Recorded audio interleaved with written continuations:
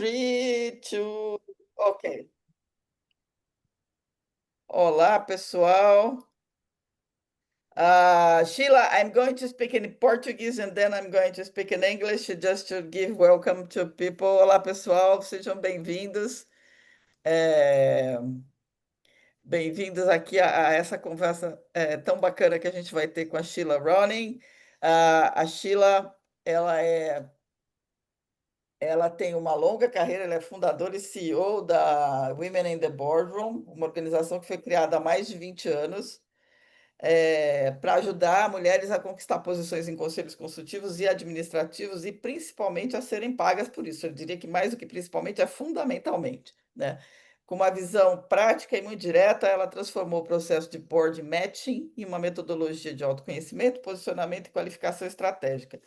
Nessa conversa, vamos entender o que diferencia quem consegue chegar lá e por que construir uma jornada planejada faz toda a diferença para transformar propósito em remuneração. Comigo aqui hoje, eu tenho tenho o prazer de ter a Renata Randi, que é CEO e cofundadora da Boardroom, que é uma consultoria de negócios. Acho que a Rê pode se apresentar melhor depois.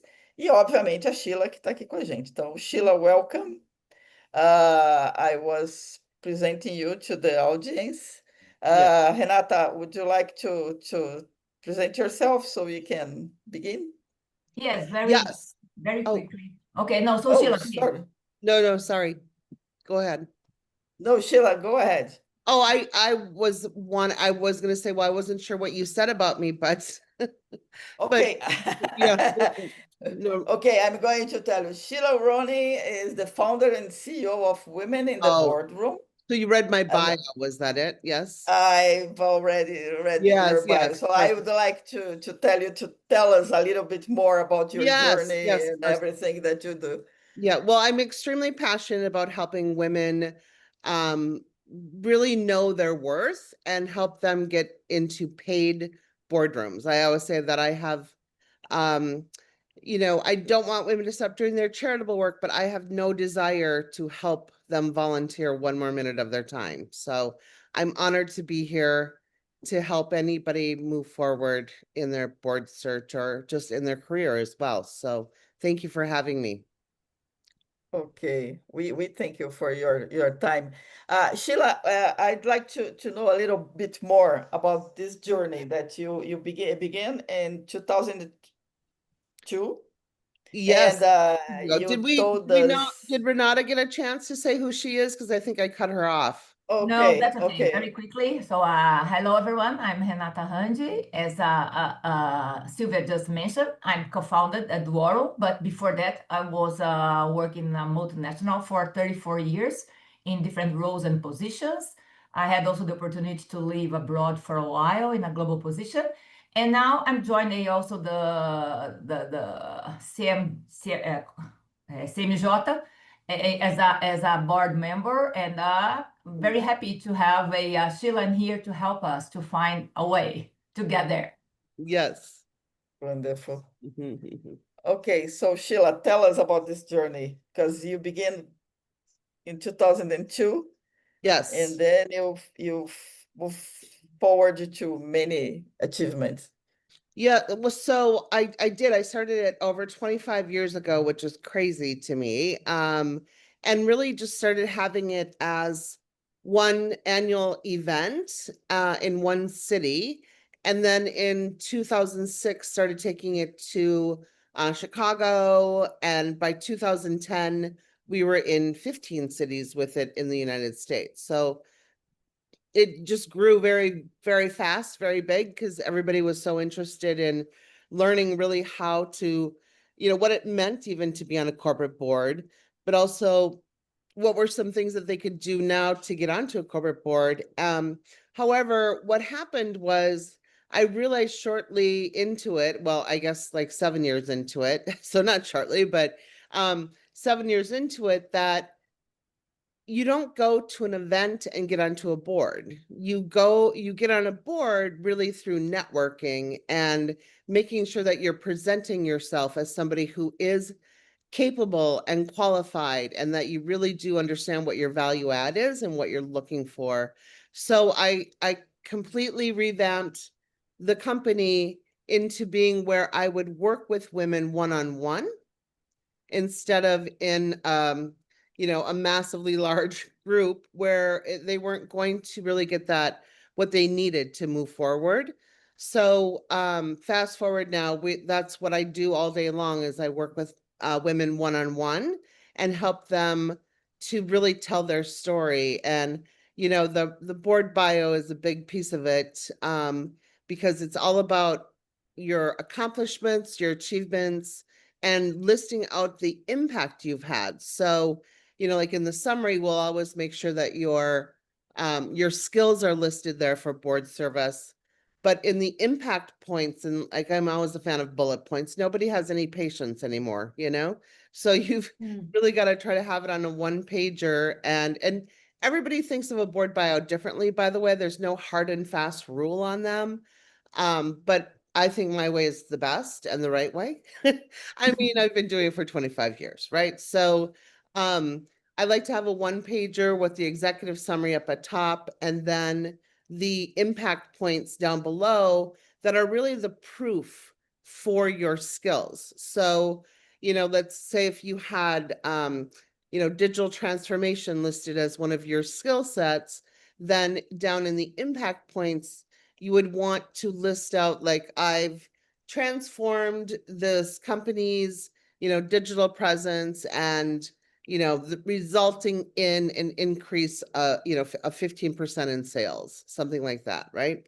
So you want to make sure that you have your impact points to really, provide the people looking at your board bio the information that they need in a really quick way. But it also, in doing this work, it does take a little while to sometimes get those impact points done, because we don't do a good job of really keeping track of these things in our mind. And so sometimes you have to go back and dig out, but so it might be a little work, but it's really, really helpful in the end, and your board bio just sings, it's just really fantastic to have all that. Plus, and it really helps build your confidence. So Okay. I think I kind of went off the subject script there. So why don't you tell me what else you want to know? Yeah, okay. Hey, Yes, I may build a little bit upon your last answer. We talk a lot about having paid seats, but we also Yes. talk a lot about a journey to get there. So there are a lot of conversation around having a non-profit organizations, for example, as part of this journey. Can you tell us a little bit how does it sound? Is it a trap that reinforces unpaid work for women? Yes, I think it is. However, I do know, like if somebody comes to me and says, will it serving on a nonprofit board help me get onto a corporate board? I always say, well, if in order for it to help you, you need to remember a few things. One, it needs to be a large nonprofit board so that you're learning good governance. Of course, you need to be passionate about whatever, the mission of the charity is, right? You do need to make sure there's men sitting at that table, because you want to be networking with those men. And a lot of times men that are serving on nonprofit boards are also on those corporate paid boards, right? So you want to definitely be networking. And you need to make sure that you take a leadership role. Of course, you need to make sure that you're showing up, but it's really important too, to make sure that you know what the give and get is before you say yes. And what I mean by that is, you need to know, do they want you to spend 5 hours a week volunteering your time, 5 hours a month, 5 hours a quarter? Do they want you there for 1 year, 5 years? So not only the amount of time commitment that you need to give to this board, but also, do they want you to go and fundraise? Do they want you to go and fundraise a bunch of money, or do they want you to even write out a personal check? So you need to know all of those things before you say yes to a nonprofit board, because those things will matter if it helps you in the long run,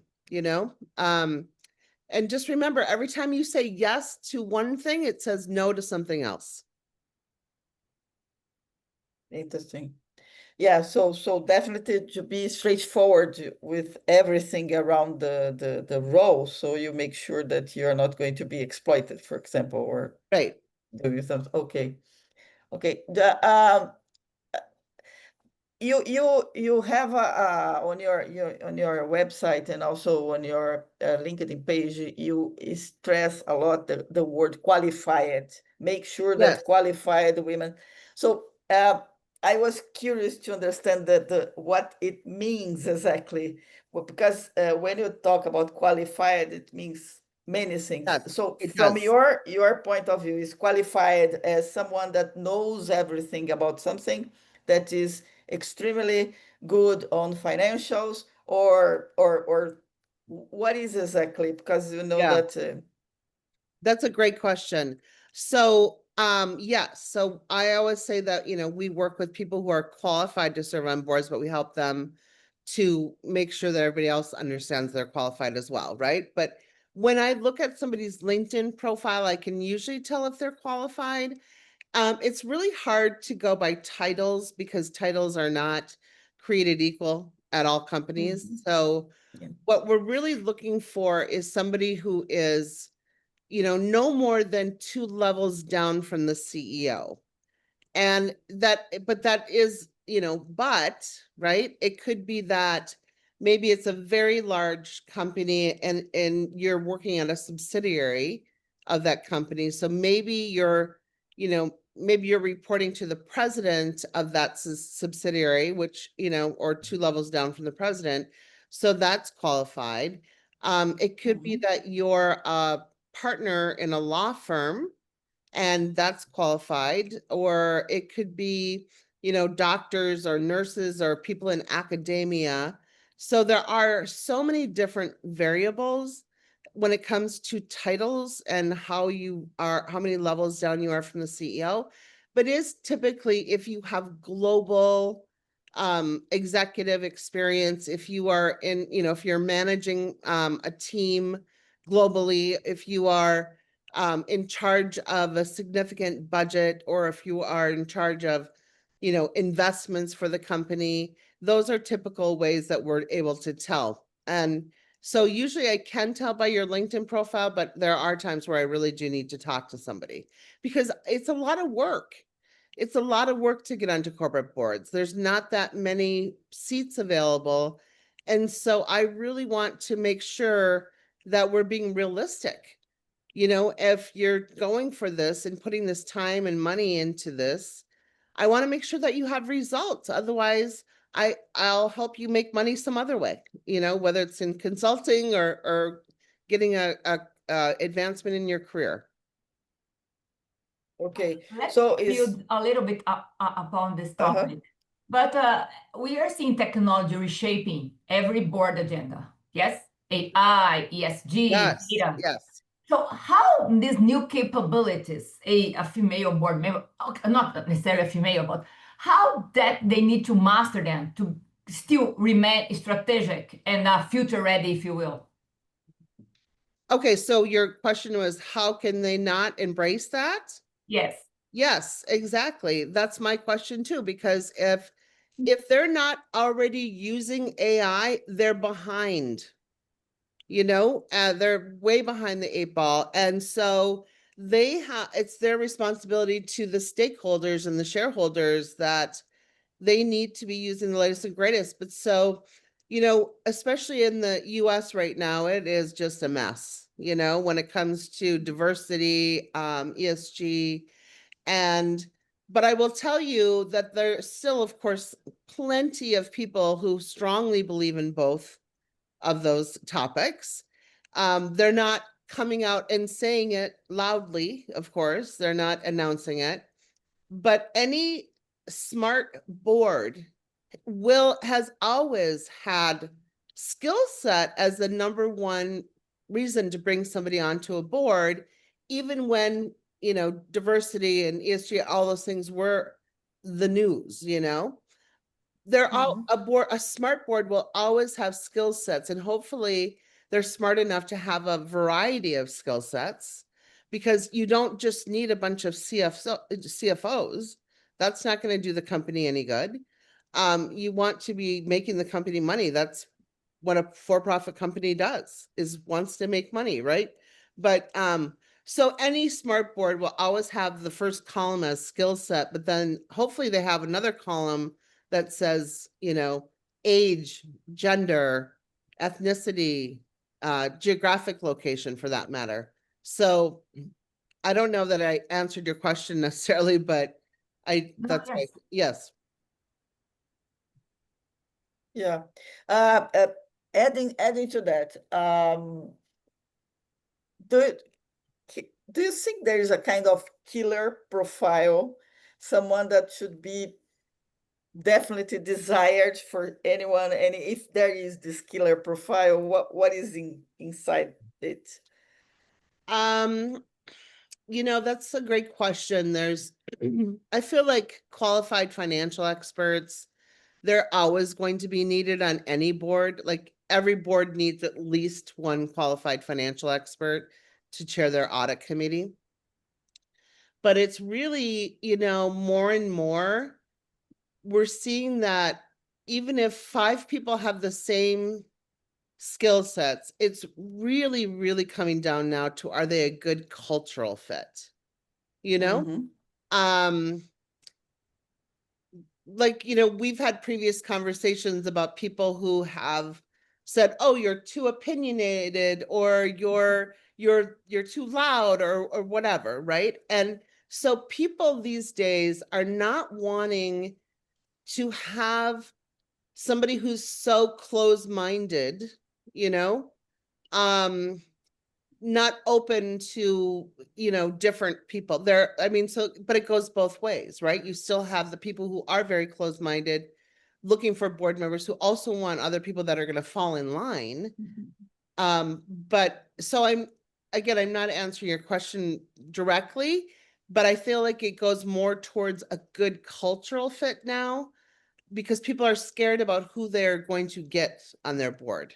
So it is, you know, here in the States, it's very political right now. And so they're not wanting to get the wrong side on their board to have to deal with that, you know? So it's very much a cultural fit right now. Okay. Can I There is a just add question, something? Daisy. There is a question. Yes, from there's a Isabella. question. Can I just add something, and then Yes. I'll make the question from Isabella? You mentioned the financial skills and things like that, and also the personal traits. We've published, I think, 4 or 5 weeks ago, a research that showed that women, when they go as executives or to the boards, they tend to adjust their behavior to be adequate, with many breaks, to the kind of interlocutor they have. Do you think this is something that is real? People, women tend to need to tone down their behavior to make sure that they grab a position? Oh man, you know, that's I don't want them to, you know. I think they're going to be miserable if they're not who they are, you know. I think they're going to add the most value when to a board when they're really who they are. I do think for years that women did tone it down, right? Yeah. You know, I mean, I do think on one hand, you do need to be thoughtful about what questions you ask, you know, because it's a board meeting. You're not, you know, there always is the saying of when you're a board member, it's more about your overseeing, right? So it's your no, you know, your nose in and your fingers are out. So you're not doing the work, right? So you need to really be thoughtful about what questions you're asking. And so on that, in that regard, I do think that, you know, people in general, not just women, but we need to be thoughtful about what questions we're asking. But no, I would say that if you're yourself in your interview, they know what they're getting, and then you don't need to play it down. But I do feel like that was the case at least like 5-10 years ago. Yeah. But what a Okay. miserable So place to be, you know? yeah. So There is we have a yes, let me just make a connection between this question and what Sheila just mentioned, because we were talking a lot about having the right killer profile, the right resume, and so on and so forth. So there is a very good question here, because Isabella is saying, today there is an intense use of social networks. And in this case, how can active presence on LinkedIn help this transition? What's your recommendation? How we position ourselves using social network? Yes. Great question. Well, first of all, you want to make sure that your LinkedIn profile is as good as your board bio, right? So if you have those impact points, would it be helpful if I showed you a really good LinkedIn profile? yes. Okay. I don't know if I can share oh, I can right here. Okay. So just give me a minute here. I'll pull somebody's up.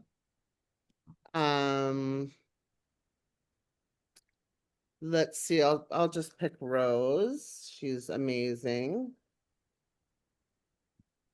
See how, okay, so right here, we don't ever want to advertise the company you work for. We want to advertise you, right? So we always wanted, Okay, perfect. we want to make sure that we are putting in her skill sets, right? Corporate governance, global operations and intelligence. So Rose, by the way, is ex-military. So she's actually a really great example because she's not your typical 2 levels down from the CEO, right? And I've been working with her. So she was former intelligence director and brigadier general. So this woman is a rock star. She's amazing. She actually has been a member of mine for 1 year and now is on 2 boards. And she's amazing. She's in Paris. But so right here, this is the important part. This is what we worked on for her board bio, for her executive summary. And then now down here, and we had to shorten it quite a bit to go on to LinkedIn versus on her board bio because we're limited space. But these are those impact points I talked about right here. So you can go back and look at hers. I can put her LinkedIn profile in the chat. Yes, please. It's going to be great. Well, she is someone that you want to be watching your 6, as they say in the army, because it's definitely something crazy. Exactly. Yes. Yep. Yes. But so she has a fantastic LinkedIn profile. And and by the way, create a new banner right here. I don't know if you guys have Canva in Brazil. You can find some really great banners for free from Canva. And then this is an AI generated photo. Okay. So yes. Do you like the idea of having AI generated photos for our profiles? Do you think is okay? I tend to Yes, see. as long as they're realistic. Okay. As long as they're realistic. So so again, this is hers. It looks very much like her. There's some, like I did use for mine. I have also a AI generated photo for my profile as well. So Okay. Does that look like me? Yes, definitely. Yeah. So you want to have that background, right? The banner. I can just even go here real quick and give you the link, the Canva, where you can find a bunch of like free banners. Yes. You can take all the words off of there. I'll just put that in the chat too, okay? Okay, perfect. There we go. Wonderful. Yes. So well, in this case, she is definitely a rock star. I agree with you. Yeah. Especially because she has 2 things that right now the companies are looking after: risk management skills, Yes. top Right. management skills, But you and still also have to- international yes, experience, yes, because exactly. But you still have to be able to translate how your skills, like in the military, how they translate into business, okay, you know? yes, definitely, yes, Yeah, yes, of course. yeah. Okay. So it brings me to one thing that it connects with Rose. Yes, Another day I read an article that said, okay, you can find a lot of people that can be able to read a spreadsheet, a financial, right. but you can't find many people that are able to talk about disruption or innovation or AI or That's true. technology or future or risk. So when would you say that it's better to emphasize our top skills than to emphasize the common skills? Well, I think that if you have both the financial skills and the transformation risk, you need to highlight all of them for sure. But Uh-huh. I think, one, it's like you've got to highlight all your skills, but you need to understand what really sets you apart, what makes you different. And Yes. you can use AI to help you with that too. You can put your resume in to AI these days and ask it, what makes me a standout corporate board member? And Mhm. it'll tell you. Okay. Wonderful. And another question that relates to that, Sheila, that we are talking about different profiles for sure, but we are also trying to understand if the recruitment differs between, for example, startups, large corporations, family business. What changes do you see in the board matching process when you're talking about these different types of organizations, if there is a difference? Well, so, a publicly traded board, they will, when they're looking for board members, they might use a recruiting firm, right? A search firm, but really, I know it's only 15% of companies actually use a recruiting firm when they're looking for new board members. And even when that recruiting firm is retained, the first thing they usually do is turn to those white guys and say, who do you know? So Yeah. the only reason why they typically would use a recruiting firm is to, do the due diligence maybe on these people that they have, background checks and things. So it's really kind of cover their butt, and make sure that they're not, getting a bad person, I suppose, on their board. But for small boards, I mean, everything always comes, and no matter what kind of board it is, it's always going to come down to who do you know? Who are you networking with? And, so it's really important that we make sure that we know what our value add is and what we're looking for and what we're qualified for, right? Because if you are an executive in a Fortune 500 public company, that's probably the board you're going to go for. But if you're somebody who has executive experience in a small public company, then you need to really stay in the small public companies, right? Or if you only have private company experience, you're most likely not going to get on a public board, and you just need to be realistic about that. At least your first board, right? Doesn't mean that you won't meet somebody who's on your board, who's on a public board and thinks you're an amazing board member, but be realistic about what are the boards. So wherever your experience falls, that's where you're going to probably get on a board. And, I mean, there's such a big difference between being on a family board or even, a public board. That family board, it might be really, really political and really painful at some points, right? So you need to decide if that's really something you want to get into, because it's really you against the family in the most part, right? And then small startup boards, you know, a lot of times they're only going to want to give you equity, and you never know when it's going to be the next Google. So I wouldn't necessarily turn those down, but you need to really be passionate about the project and realize that you might not make any money at all.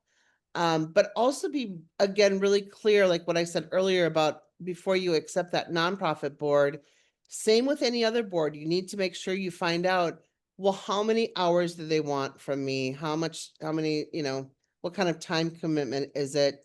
And does it end up feeling like they just want a free consultant, you know? So you need to make sure, you probably could make more money doing consulting for them, you know? But you need to Yeah. decide what path you want to take. Okay. Yeah, this is interesting.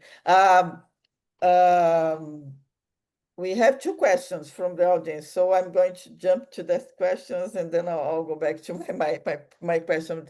Fernanda, she wants to go connecting back with the LinkedIn profile. Yep. She would like to know what is the best information to be included on the banner? Just your name, or can you add something, or I don't know, and using a different Oh, photo I as see. Yes, I actually do like on the banner, I would list out like corporate governance or some of your skill sets. Maybe I would highlight some of your skill sets. I haven't, that something is newer these days on, and putting those words, your skill sets on your banner. I just haven't reconnected with Rose on that yet. Yeah, okay. So there are some people that like to put some you are speaking in some conferences or Yes. something. This is good? Yes, absolutely. It shows your level of expertise, definitely. Yeah. Okay.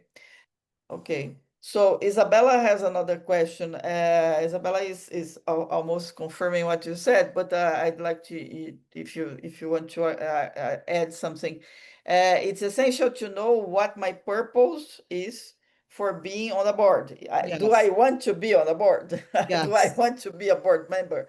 Yes. And then look for companies that fit with my purpose. So it's just a matter of speaking about, I don't want to be in a board or in a company that asks me to tone down my personality, for example. Right. I mean, they're interviewing you to be on the board, but you need to be interviewing them as well and make sure it's a good fit for you, because life is too short. You know, we are now older and wiser women. You know, we don't need to be putting our time in where we're not wanted or where we're not going to add value. We're too smart for that. We don't want anybody to be dimming our light. Yeah, I agree with you. I'm curious about something. For example, let's say we did the homework, we interviewed the board members and so on and so forth, but at some point in time, things just started getting a little bit awkward, if you Yes. will. Is there a situation, your personal experience, or for people that you know that this said, well, I'm out and I'm leaving, Yes. and I'm just curious about how to do that in a Yeah. Well, and you know, because it's a tough situation, right? Because it's your reputation. And I mean, you might have a great relationship with other people on the board. And if you do, I would probably have some conversations with them and just say, you know, I'm not feeling like this is necessarily a good fit.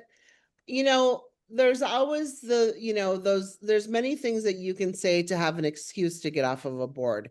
And I would highly suggest that you do it if it is draining to you, if it's not fulfilling to you.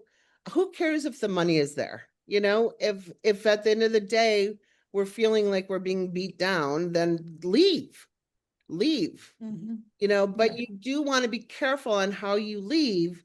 You don't want to try to burn any bridges, even though if you don't have any respect for these people, you never know what's going to be said about you out in the universe. So just say, you know what, I realize this is probably not the best fit for me. They know it's not too, by the way, right?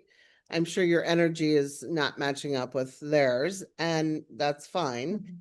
But I would, you know, say, listen, I can do this for another 6 months, you know, to help find a new board member or somebody else that maybe is a better fit, or I just realize I can't do this right now, you know. So just be pleasant about it and see how they want to handle it.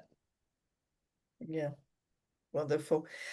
Sheila, so far, as you being speaking, I was thinking that you are asking women to be straightforward, to be strong, to make sure that they know their qualities, their purpose, and Yes, the everything. value. Yeah. And then something appears in the middle, which is imposter syndrome, Yes. and makes everything not exactly the way Yes. it should be.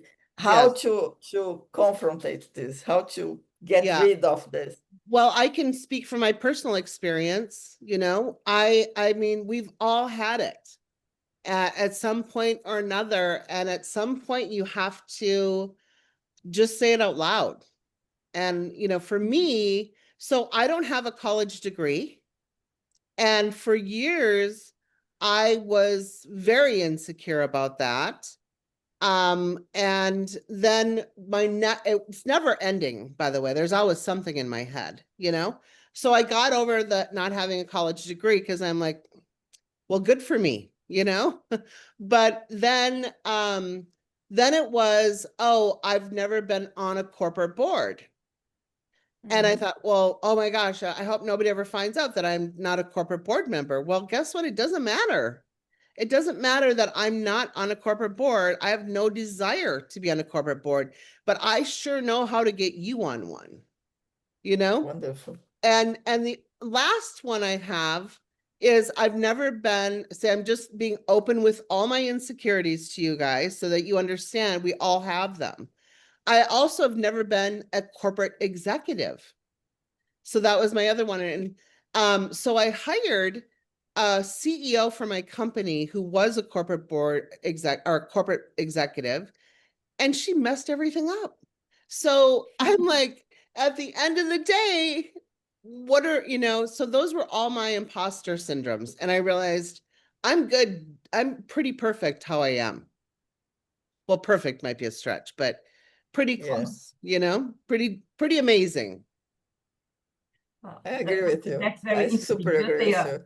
Yeah. because when I moved to the US, I faced the same thing, and I hired Yes. a coach in the US because I was very insecure about my English, about my accent, Yes. about how I was expat. I was competing against an American and against a British, and Yep. said, "Oh my God!" And they picked me, and I said, "Wow, I shouldn't be there." I mean, look at the girls around me, and I kind of relate to that. And I found someone to help me with my accent. And then after a while, she said, "You know, Renata, you speak Portuguese, you speak English, you speak. I know. Who cares? Go Yes, for it, baby. Go exactly. for I it." know. Yeah. I would embrace it, by the way. I love it. So those people who don't, we don't want to be around them anyway. Yes. Yeah, I agree.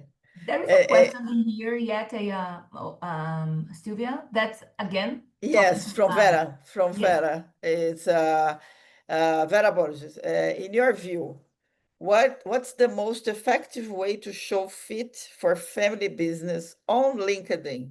What kind of hints you should give to the family business that's looking for someone?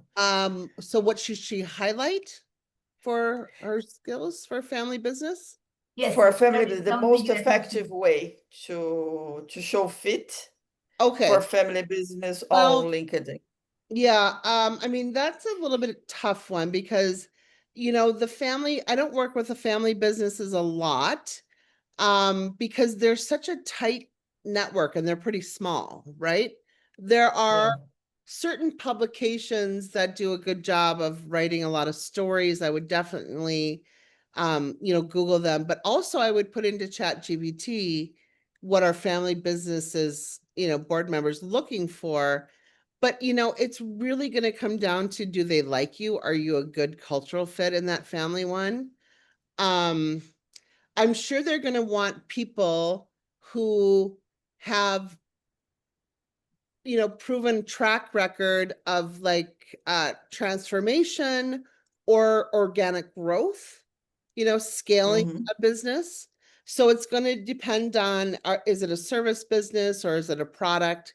So I would think that industry experience also would be something that they're looking for more so Yeah. than other businesses. Okay. So probably if they want to grow, they are going to look for people that know how to grow business or Yeah, have yep, worked on previous yep. companies that are similar, things like that. Yes, exactly. Yep. Wonderful. Diga, Rê. Changing gear here a little bit. We talked a lot about the representation, diversity, and so on and so forth, but eventually a little bit less about results, for example. So how can we, if you are measuring the impact of this women's presence on board performance, business outcomes, is there a good way to show this through a KPIs, for example? Are you following that? Makes sense? Doesn't make sense? So they're wondering if I've got stats on why it's better to have women. I don't. And the reason why is because I don't keep stats on anything about with women. And it's because I don't feel like, the stats are even accurate. And I don't feel like anybody, I mean, every time you get stats from like, Deloitte or whatever organization, they're always like a year or two old, so they're not even current. And I would rather not sit around and be upset about the lack of women or the lack of research or whatever, and then just go do the work that it takes to get your seat at the table instead of sitting around being sad about it, right? There's a line I always use. I always say, let's not sit around and whine about it, because first of all, we should be drinking wine. And second of all, go get up off your butt and go do the work that it takes to get there. And you will. So no, I'm sorry, I don't have any of those stats, but it's not a good use of time. Okay, maybe say something that you should use to convince people to think more about women. But if they don't want, I used to think also that the statistics sometimes they don't matter to people that don't want. If they don't want, they are not Yeah, if going they don't to. want it, they don't want it. They're not going to. Yeah, it's true. Sheila, I don't want to keep you more, so I'm asking if the guys that watching us, if girls, if you want to any last question, please send.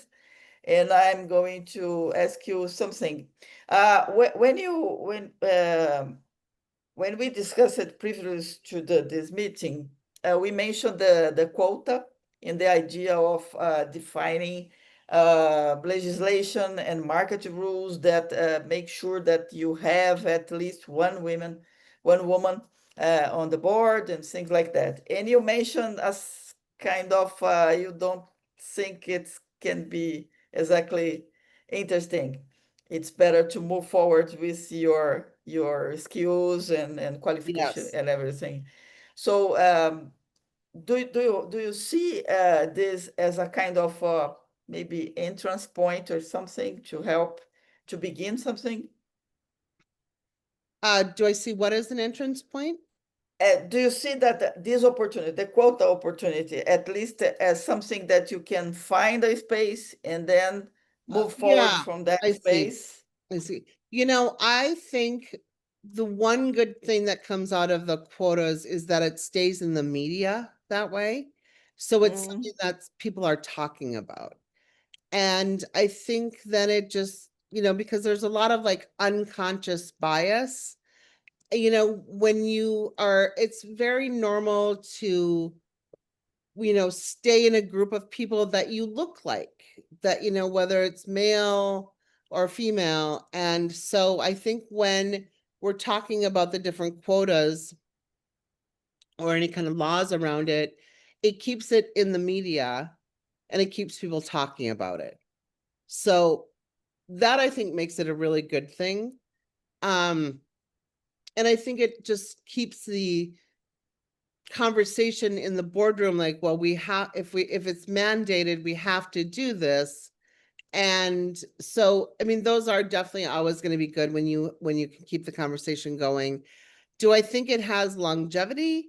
No, because I think that at the end of the day, board members, whether they're male or female, they're going to bring in the right board member with the right skill set. So Okay. it always comes down to you needing to do your work of proving your value and having good, a good personal brand. Wonderful. Rê, quer terminar? Tem uma pergunta? Yes, the last one, at least from my side. So if there is one thing, one message that you'd like to all these wannabe board members that you'd like us to take home, what that would be? I would say, I always like to say, show up, stand up, and speak up. Yeah, I like that. And don't be afraid to be called opinionated or things like that. Exactly. So that's Those are okay. not your people, right? Those are not your people when they tell you you're too opinionated or you're too Yeah. loud. Yeah. Like, well, And thanks as for you letting me say, know. yeah. And as you say, the life is too short to be worried about Yes. this. Yes. I love that question. Yeah. I love that phrase. Well, Sheila, thank you so very much. So very much. You are so Yes. kind and so open. You're a generous person that decided to agree to participate on this. So thank you so much. And I hope we can talk more with you along the time. And Absolutely. Would love maybe it. when you come to Brazil, please let us know when Yes. you are Yes. going to make a big dinner with all the women possible. Thank you so much. Thank you very Yes, much. absolutely. Thank you so much for having me. It was wonderful. I hope to be back. Yes, Thank me you. too. Have a Okay. great day. Okay. Thank you so much. Keep in touch. Pessoal, Okay, bye-bye. ok. Bye bye. Thank you. Ok, pessoal, encerrando.